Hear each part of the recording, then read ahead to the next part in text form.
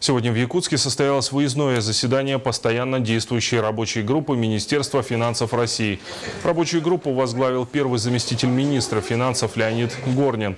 В ходе заседания обсуждены главные аспекты реформирования межбюджетных отношений в России. Также сегодня рассмотрены вопросы по совершенствованию методики распределения дотаций на выравнивание бюджетной обеспеченности субъектов.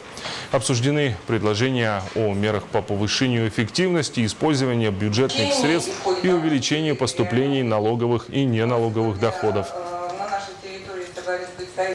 Безусловно, благодарны Егору Афанасьевичу, что он нас пригласил провести рабочее совещание, рабочую группу по совершенствованию межбюджетных отношений Российской Федерации. Особенно это очень важно в преддверии главного такого судьбоносного временного периода для любых бюджетов. Это формирование бюджетов на трехлетнюю перспективу. Для того, чтобы повысить уровень сбалансированности бюджетов субъектов Российской Федерации, мы должны найти дополнительные инструменты, дополнительные доходные источники, налоговые источники, которые повысят уровень бюджетной обеспеченности каждого субъекта Российской Федерации. Да, это предложение описывается в части предложения введения налога с продаж с 1 января 2015 года на уровне поставки около 3%.